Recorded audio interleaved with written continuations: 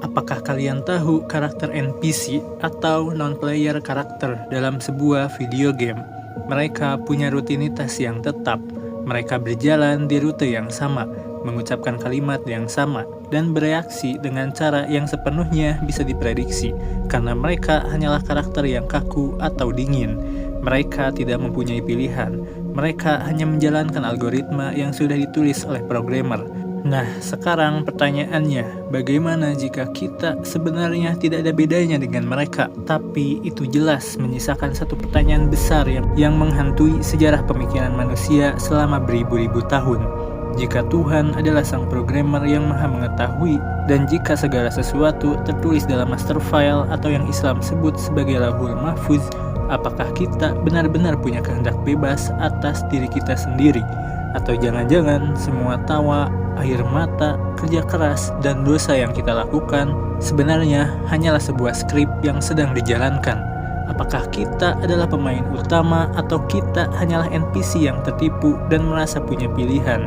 Hari ini kita akan membedah rahasia takdir, algoritma Tuhan, dan bagaimana fisika kuantum memberikan celah logis untuk memahami konsep kebebasan manusia dalam Islam. Apakah benar kita sedang menulis sejarah kita sendiri atau hanya sedang menonton film yang sudah selesai diproduksi?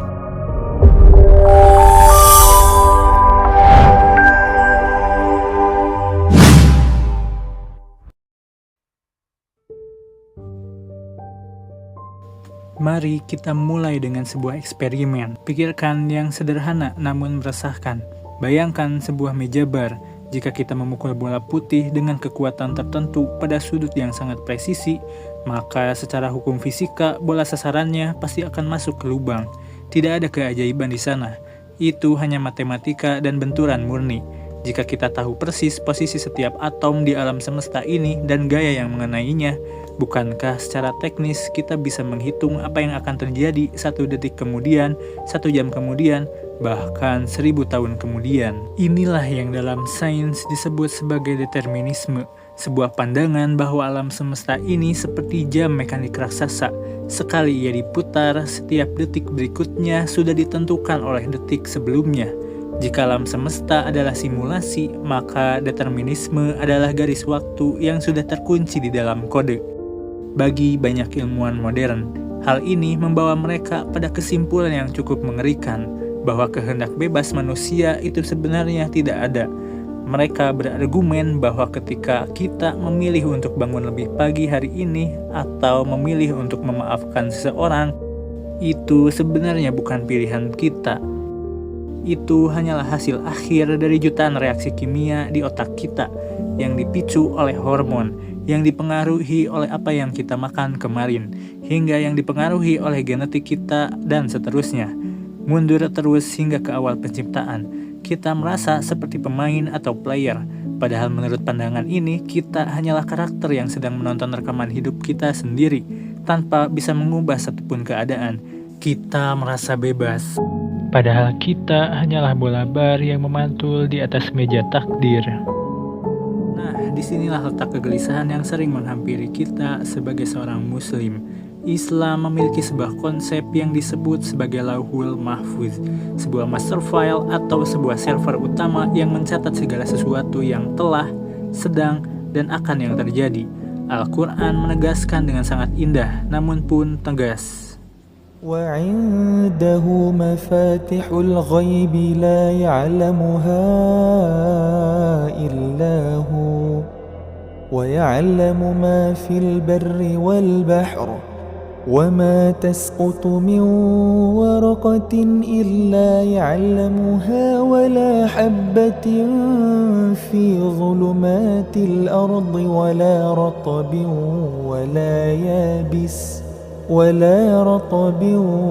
ولا يابس إلا في كتاب مبين. Kunci-kunci semua yang gaib ada padanya. Tidak ada yang mengetahuinya selain Dia. Dia mengetahui apa yang ada di darat dan yang di laut. Tidak ada sehelai daun pun yang gugur yang tidak diketahui olehnya. Tidak ada sebutir biji pun dalam kegelapan bumi, dan tidak pula sesuatu yang basah atau yang kering. melainkan tertulis dalam kitab yang nyata, Lauhul Mahfuz. Quran Surat Al-An'am ayat 59.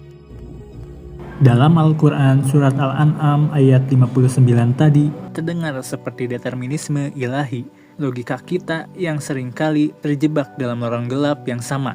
Jika semuanya sampai urusan sehelai daun pun yang jatuh sudah tertulis di Lauhul Mahfuz sebelum saya ada, lalu untuk apa saya berjuang? Jika ending saya di surga atau di neraka sudah tercetak di sana, bukankah segala usaha saya saat ini hanyalah sandiwara? Ini adalah titik di mana banyak orang merasa frustasi, bahkan putus asa. Rasanya seperti sedang dipaksa mengikuti ujian yang nilainya sudah keluar sebelum kita mengerjakan soalnya. Terasa tidak adil, bukan? Namun disinilah letak rahasianya. Kegelisahan kita muncul bukan karena takdir itu sendiri, melainkan karena keterbatasan cara berpikir kita dalam membayangkan bagaimana cara Tuhan mengetahuinya. Kita membayangkan Tuhan seperti seorang peramal yang menebak masa depan, padahal Tuhan adalah sang pencipta waktu itu sendiri. Mari kita bongkar jebakan logika ini dan melihat bagaimana master file itu bekerja dengan cara yang sama sekali berbeda dari yang kita bayangkan. Untuk memecah kebuntuan ini, kita harus terlebih dahulu memperbaiki satu kesalahpahaman fatal. Kita sering membayangkan Tuhan sedang mengantri waktu bersama kita. Kita membayangkan Tuhan ada di hari Senin, lalu menunggu hari Selasa, dan mengintip ke hari Rabu untuk melihat apa yang akan kita lakukan. Itu adalah cara kerja peramal, bukan cara kerja sang pencipta. Bayangkan kita sedang menonton sebuah karnaval di jalan raya. Karena kita berdiri di pinggir jalan, kita hanya bisa melihat satu mobil hias yang lewat di depan mata kita. Kita tidak tahu apa yang ada di depan sana dan kita sudah lupa detail apa yang sudah terlewati di belakang. Bagi kita, waktu adalah garis lurus. Tapi bayangkan ada seseorang yang melihat karnaval itu dari helikopter yang sangat tinggi. Dia bisa melihat titik awal parade di ujung utara dan titik akhir parade di ujung selatan secara bersamaan. Dalam waktu satu kedipan mata. Bagi orang di helikopter, waktu bukan garis, melainkan sebuah peta utuh. Allah adalah pencipta ruang dan waktu. Dia tidak terikat di dalam jam simulasi ini. Maka ketika Allah menuliskan takdir untuk kita di Lauhul Mahfuz, Dia tidak sedang menebak apa yang akan terjadi. Dia menuliskan apa yang Dia lihat dari perspektif helikopter ilahi. Dalam ilmu akidah, ada sebuah kaidah yang sangat cerdas. Pengetahuan itu mengikuti apa yang diketahui, bukan pengetahuan yang memaksa fakta itu terjadi. Mungkin terdengar rumit, tapi mari kita gunakan antologi sederhana. Bayangkan kita sedang menonton rekaman ulang tahun atau replay sebuah pertandingan sepak bola yang sangat seru. Kita sudah tahu bahwa pada menit ke-75, striker favorit kita akan mencetak gol salto yang indah. Pertanyaannya, apakah karena kita tahu dia akan mencetak gol, maka berarti kita yang memaksa kakinya bergerak saat rekaman itu diputar? Apakah pengetahuan kita yang membuat dia lompat? Tentu tidak. Striker itu tetap berkeringat, tetap berjuang dan tetap menggunakan seluruh kemampuannya untuk menendang bola di atas lapangan. Dia melakukan itu atas kehendak bebasnya di dalam waktu pertandingan tersebut. Kita tahu hasilnya karena kita berada di luar dimensi waktu pertandingan itu. Kita melihatnya sebagai sebuah kesatuan yang sudah utuh. Begitulah cara kita memahami Lauhul Mahfuz. Allah sudah menuliskan bahwa kita akan menonton video ini detik ini. Bukan karena tulisan itu memaksa jempol kita mengklik layar. Bukan. Allah menulis itu karena Allah dengan pengetahuannya yang melintasi waktu sudah melihat bahwa kita dengan segala kesadaran dan kehendak bebas kita sendiri akan memilih untuk menontonnya. Tulisan di Lauhul Mahfuz adalah dokumentasi mas sempurna, bukan skenario paksaan. Ini adalah perbedaan yang sangat tipis, namun sangat krusial. Jika kita berbuat baik hari ini, itu adalah kemenangan kita, pilihan kita, dan prestasi kita. Allah mencatatnya bukan untuk mencuri kebebasan kita, tapi untuk mengakui bahwa itulah jalur yang kita pilih dari jutaan kemungkinan yang Dia sediakan. Jadi, jika ada yang bertanya, kalau sudah tahu hasilnya, buat apa simulasi ini? Jawabannya adalah agar kita sendiri menjadi saksi atas pilihan kita. Agar di akhir nanti ketika dunia ini selesai, kita tidak bisa memprotes hasil akhirnya. kita akan melihat rekaman pilihan-pilihan kita dan menyadari bahwa setiap klik, setiap langkah, dan setiap doa adalah benar-benar berasal dari kita. Lalu, bagaimana cara sistem ini mengelola miliaran pilihan manusia yang saling bertabrakan tanpa merusak sistem secara keseluruhan? Disinilah kita akan masuk ke bagian yang lebih seru, algoritma game open world. Sekarang mari kita bawa diskusi ini ke level yang lebih teknis dan visual. Bayangkan sebuah game open world yang sangat luas. Mungkin anggaplah seperti Grand Theft Auto. Dalam dunia pengembangan game, ada dua lapisan yang bekerja bersamaan. Lapisan pertama adalah environment dan engine. Sang developer membangun peta yang luas, gunung-gunung, lautan, hukum gravitasi, hingga batas oksigen karakter. Sebagai pemain, kita tidak bisa mengubah hukum gravitasi dalam game itu. Kita tidak bisa memilih lahir di peta mana, dalam cuaca apa. Inilah yang dalam Islam disebut sebagai qadar, lingkungan, batasan fisik, waktu kelahiran kita, hingga sistem kerja organ tubuh kita. Semua adalah source code yang sudah ditetapkan oleh Sang Pencipta. Ini adalah sistem yang kaku dan kita tidak punya kendali di sana.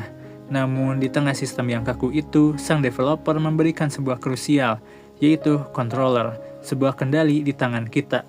Meskipun sistem menentukan batas apa yang bisa kita lakukan, sistem tidak menentukan apa yang akan kita lakukan. Kita bisa memilih untuk menggerakkan karakter kita ke utara atau menolong karakter lain untuk ke selatan untuk berbuat onar. Kendali ini merupakan kemampuan untuk memilih di antara berbagai opsi yang disediakan di sistem dinamakan ikhtiar. Allah adalah developer yang maha adil. Dia tidak menciptakan sebuah dunia yang luas hanya untuk menjadikan kita penonton yang terikat di kursi. Dia memberikan kita controller berupa akal, kesadaran, dan kehendak. Panggungnya milik Allah, qadar, tapi arah langkahnya adalah milik kita sendiri, ikhtiar. Tapi tunggu, mungkin ada pertanyaan yang lebih dalam lagi. Jika saya memilih untuk memukul seseorang, bukankah tangan saya digerakkan oleh energi yang diciptakan oleh Allah? Jika Allah yang menciptakan energinya, kenapa saya yang berdosa? Disinilah Islam menawarkan sebuah konsep yang sangat cerdas dan modern, yang disebut kas. Mari kita gunakan analogi pembangkit listrik. Bayangkan Allah adalah pemilik pembangkit listrik raksasa yang menyuplai energi ke seluruh kota. Listrik itu netral, listrik itu murni daya. Tugas kita sebagai penghuni rumah adalah memilih listrik itu mau kita gunakan untuk apa. Apakah kita akan menggunakannya untuk menyalakan lampu agar seorang bisa membaca, yaitu kebaikan. Atau bahkan Anda menggunakan untuk mengaliri pagar kawat agar mencelakai orang, kejahatan listriknya atau energinya tetap ciptaan Allah. Namun niat dan keputusan untuk menyalurkan energi tersebut ke arah mana adalah hak paten atau akuisisi kita sendiri. Inilah kas. Allah menciptakan perbuatannya, tapi kita yang membeli atau mengklaim perbuatan itu sebagai milik kita melalui niat. Dalam dunia game, ini mirip dengan konsep procedural generation. Sistem menyediakan ribuan kemungkinan, aset, dan kejadian. Namun, aset-aset itu baru akan muncul atau terwujud menjadi nyata ketika kita sebagai pemain berjalan ke arah sana dan memicu kejadian tersebut. Kita bukan NPC yang hanya bergerak otomatis mengikuti skrip rutin. NPC tidak memiliki tanggung jawab karena mereka tidak memiliki controller. Mereka hanyalah bagian dari dekorasi dan sistem. Namun kita adalah player. Setiap kali kita menekan tombol pilihan, kita di dalam pikiran kita sedang mengirimkan sinyal input kepada sistem. Dan Allah sebagai pemelihara sistem Al-Qayyum mewujudkan pilihan kita tersebut sebagai bentuk penghormatannya terhadap kebebasan yang telah Dia berikan kepada kita. Itulah mengapa kita dimintai pertanggungjawaban. Kita tidak dihukum karena sistemnya. Kita dihukum atau diberi pahala karena bagaimana kita menggunakan kendali di tangan kita. Oke, mungkin muncul pertanyaan baru lagi. Jika ini adalah simulasi yang memiliki pilihan bebas, apakah berarti sistem ini bisa rusak atau menjadi kacau jika semua pemainnya berbuat semaunya? Ataukah ada celah di mana kita bisa berkomunikasi langsung dengan sang programmer untuk mengubah takdir?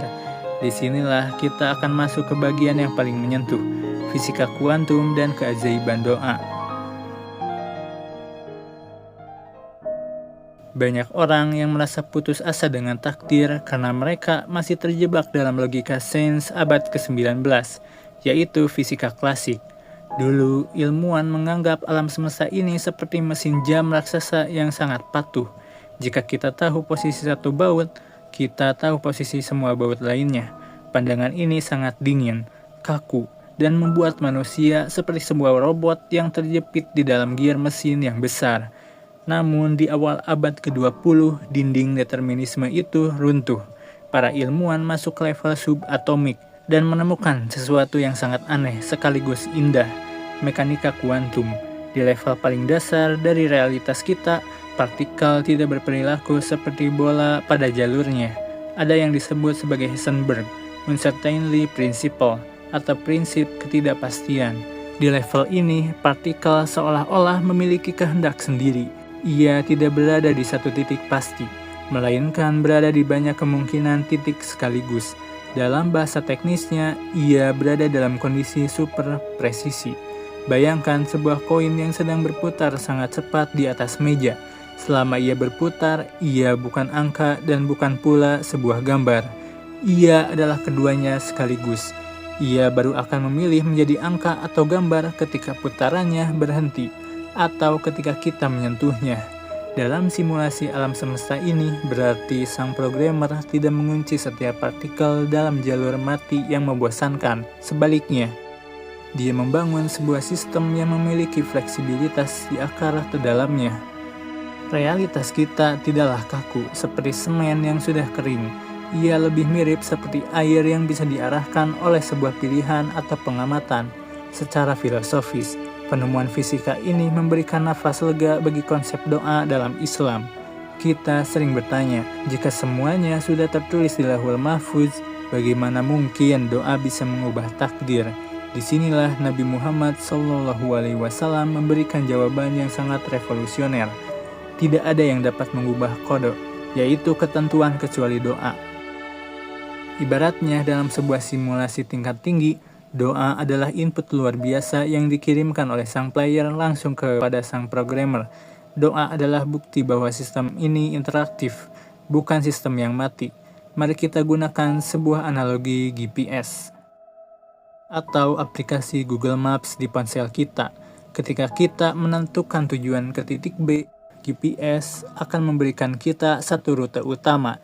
Namun, apakah itu satu-satunya rute? Tidak, di dalam GPS tersebut sudah tersimpan ribuan rute alternatif lainnya.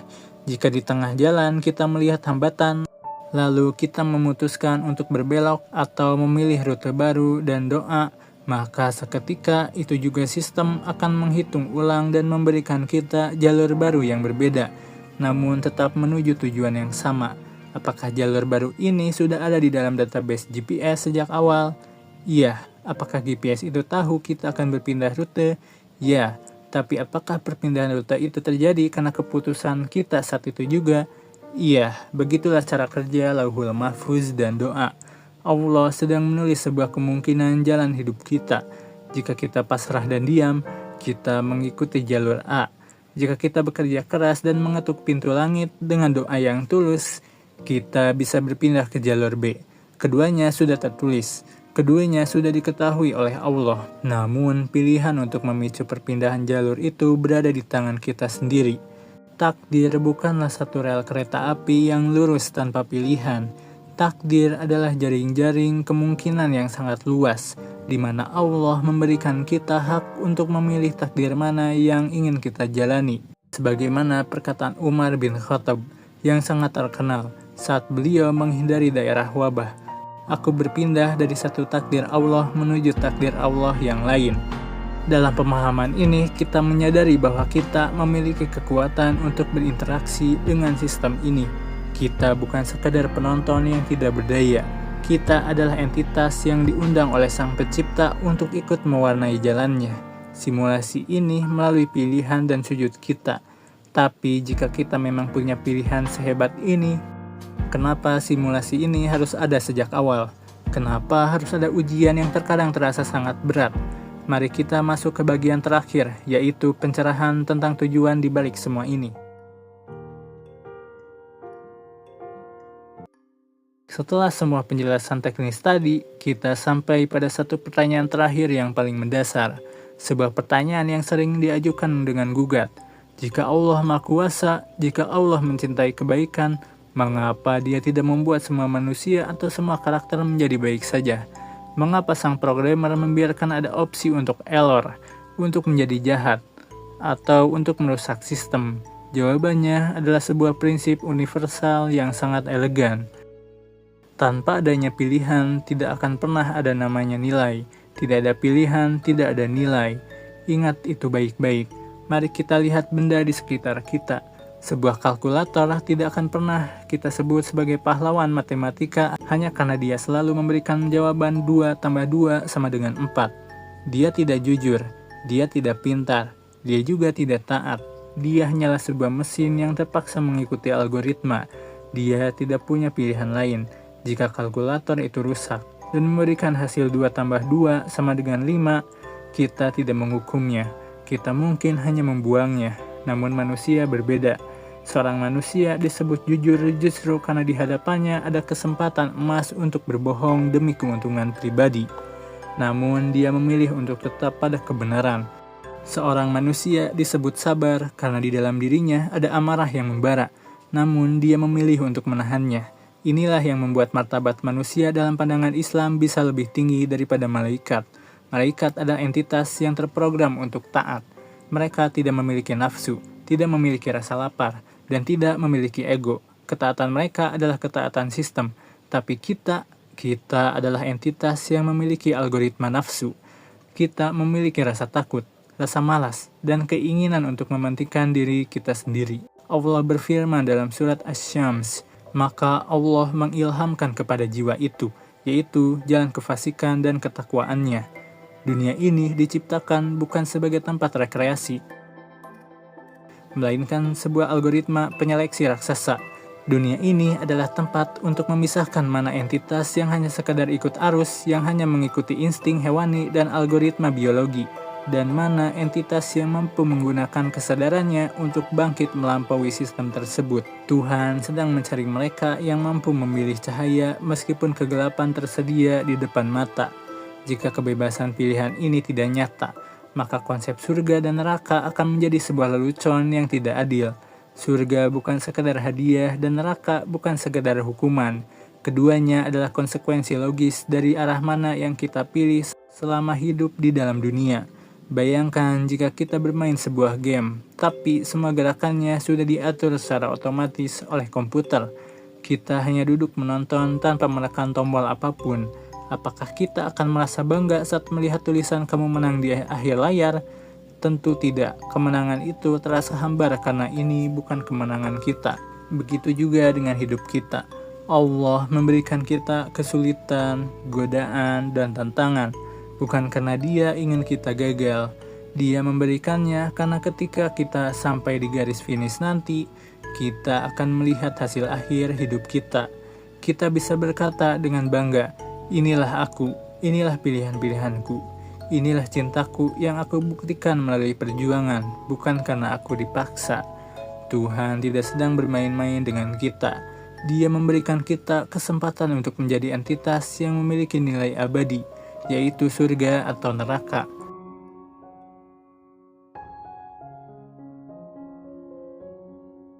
Jadi setelah semua berjalan logika ini, kita kembali ke pertanyaan awal. Apakah kita hanya NPC yang sedang menjalankan algoritma Tuhan? Kesimpulannya adalah sebuah paradoks yang indah. Secara biologis, tubuh kita memang mengikuti algoritma. Jantung kita berdetak tanpa kita perintah. Sel-sel kita membelah mengikuti kode DNA dan otak kita bereaksi terhadap rangsangan kimia. Dalam hal ini, kita memang terikat pada sistem dunia ini. Namun Islam mengajarkan sesuatu yang luar biasa. Jiwa kita bukanlah bagian dari simulasi ini. Ingatlah ketika Allah berfirman bahwa Dia meniupkan sebagian dari rohnya ke dalam diri manusia. Inilah poin utamanya. Jika dunia ini adalah program, maka ruh adalah entitas yang berasal dari luar sistem. Ruh inilah controller kita. Ia bukan berasal dari sebuah baris kode duniawi yang fana. Ia adalah percikan kesadaran yang memberikan kita kemampuan luar biasa. untuk melawan gravitasi nafsu. Ia adalah alasan mengapa kita bisa berkata tidak ketika algoritma tubuh kita meminta kita untuk marah, malas, atau menyerah. Maka pahamilah ini. Takdir bukan berarti kita dipaksa berjalan di satu rel kereta api yang sempit dan gelap. Takdir adalah sebuah samudera, kemungkinan yang luas dan tak bertepi. Benar bahwa Allah sudah mengetahui setiap pelabuhan yang mungkin kita singgahi, setiap badai yang kita lalui, dan di mana kapal kita akan berlabuh. Tapi jangan pernah lupa, kitalah yang memegang kemudi dan tidak menjadikan kita sebuah robot yang kaku. Kita adalah penulis naskah yang sedang memegang pena di atas kertas waktu. Tintanya disediakan oleh Sang Pencipta melalui rahmat-Nya. Namun goresan tangannya adalah milik kita sendiri. Lauhul Mahfuz bukanlah sebuah penjara yang mengurung masa depan kita. Ia adalah sebuah perpustakaan raksasa yang berisi semua kemungkinan, kehebatan yang bisa kita raih jika kita memilih untuk meraihnya. Video yang panjang ini adalah sebuah panggilan untuk bangun, sebuah ajakan bagi kita semua untuk berhenti menyalahkan takdir atas setiap kemalasan atau kegagalan yang kita buat sendiri. Jika hari ini kita sedang merasa hidup, kita sedang berjalan di alur yang buruk, ingatlah bahwa rute atau sistem ini interaktif. Kita tidak terjebak. Kita punya tombol doa untuk meminta rute baru. Kita juga punya usaha untuk menggerakkan kapal kita. Sebagai penutup, saya ingin meninggalkan satu pertanyaan untuk kita renungkan bersama-sama. Jika hari ini adalah satu-satunya kesempatan bagi kalian untuk mengubah satu baris kode dalam hidup kalian melalui sebuah pilihan yang sulit, perubahan apa yang akan kalian ambil? Apakah kalian akan tetap menjadi NPC yang pasif, mengikuti algoritma dunia, atau kalian akan mulai menekan tombol yang berbeda dan menjadi pemain terbaik di dunia yang singkat ini?